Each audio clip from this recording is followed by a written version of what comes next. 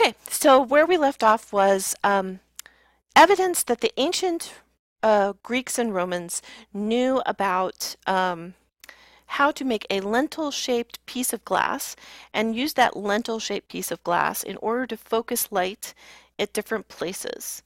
So we have evidence that the ancient Greeks knew about using glass lenses, using refraction in a lens, in order to change what you're able to see, change the optics.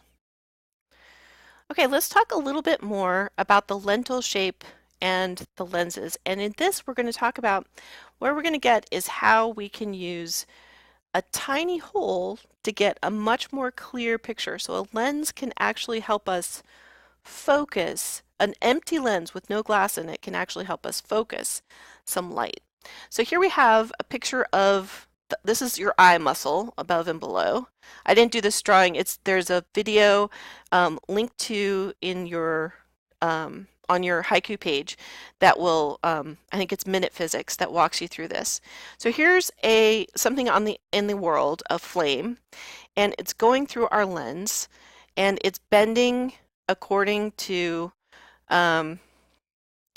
the different objects of the thing. Now here's where you have a problem. It's focused ahead of you, and so the back of your eye, your retina, is seeing something blurry. This is when you need corrective lenses because your eye is not able to squish or stretch the lens in your own eye, which is not an empty hole. It is a lens. It's not able to squish and stretch it until it's correct. When it can squish or stretch it, it will squish or stretch it until it focuses things, and then you can see very clearly. Now you can do what this gentleman is doing if you are without your glasses, and for some of us, you can correct your vision a little bit. So with no pinhole, he's making a little tiny pinhole here to help him correct his vision. And with no pinhole, he sees a lot more light because a pinhole is going to cut out a lot of light, but it's very blurry. Using the pinhole of making a little tiny hole, he sees it more clearly, but it's darker. It's a darker image. There's less light. So the way this works is when you have a tiny pinhole, you can't have multiple light beams coming through. You get only a select few. So like only one to come through for the tip of the flame and only one to come in for the bird. And so with that, you have fewer things to resolve. And if you get them very small, then it's like you only have one ray for each thing and you draw very accurately because you're not trying to draw multiple things.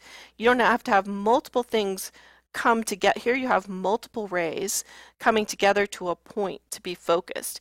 In this case, you've eliminated all those multiples and you just get one ray, and that one ray will produce a nicely focused picture on your eye.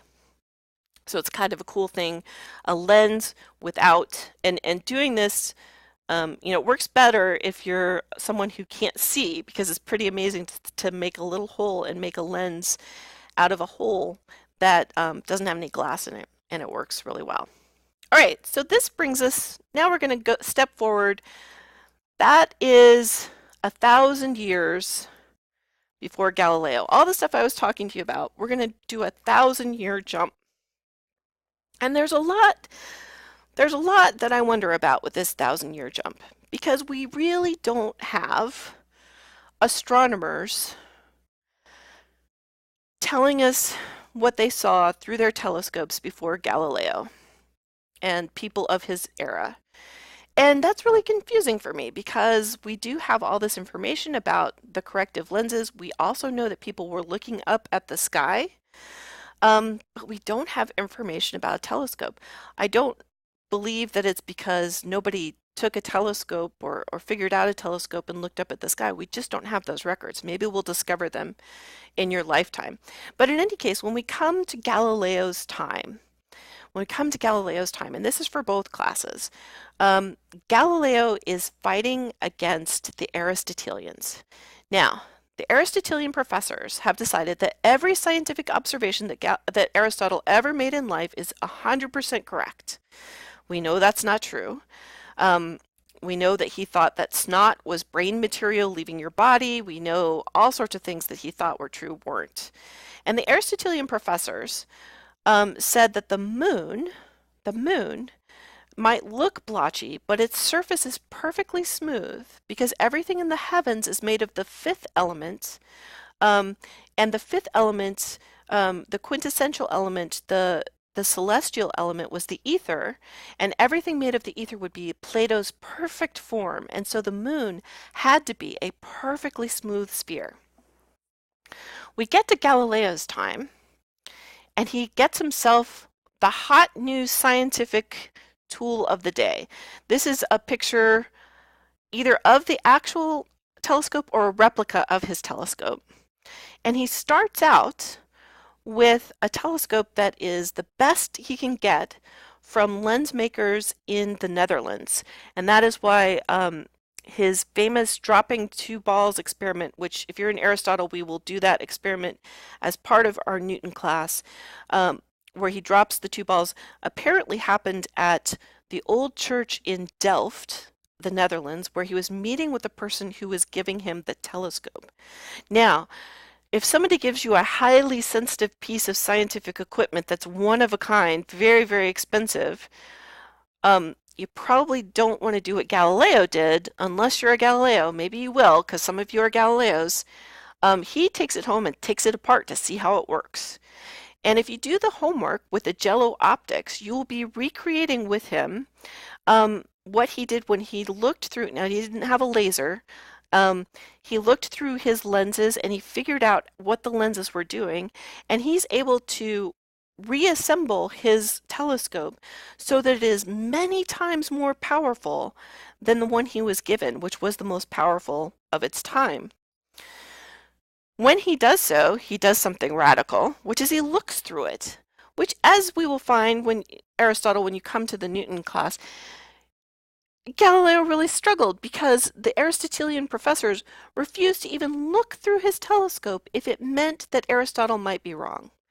Galileo defends Aristotle. He says, look, Aristotle was all about make observations. He would be the first one to look through my telescope. But the Aristotelians refused to even look through his telescope. When he looks through his telescope at the moon, he sees the moon. And he sees that if the moon was perfectly smooth, these are copies of the drawings from Galileo's own notebook. If the moon was perfectly smooth, when it came in shadow, this line would be a smooth line, but it's not. And the reason it isn't is because you can see the shadows of the craters on the moon. And when he sees this and he makes these very accurate drawings, it disproves the Aristotelian idea and Platonic idea that the moon is a perfectly smooth sphere. So it's a big deal. Aristotle's hold on science that he's had for over 1,000 years is starting to have cracks in it because of this telescope, because of the optics. Another thing he does is he looks towards Jupiter. These are called the Galilean moons or the Jovian moons. Well, they are Jovian moons. They are particularly the Galilean moons.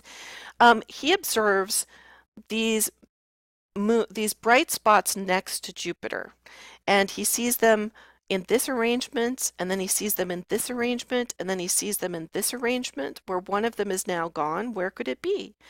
He comes to the conclusion that these are moons orbiting Jupiter. Now, this is again a huge thing because up until then, all things in the universe were said to go around the Earth. And here he has evidence through his telescope, through the optics, he is getting evidence that moons are going around Jupiter. Not everything in our solar system is going around the Earth. All right, one more section and one more little break, and we should have this lecture all done.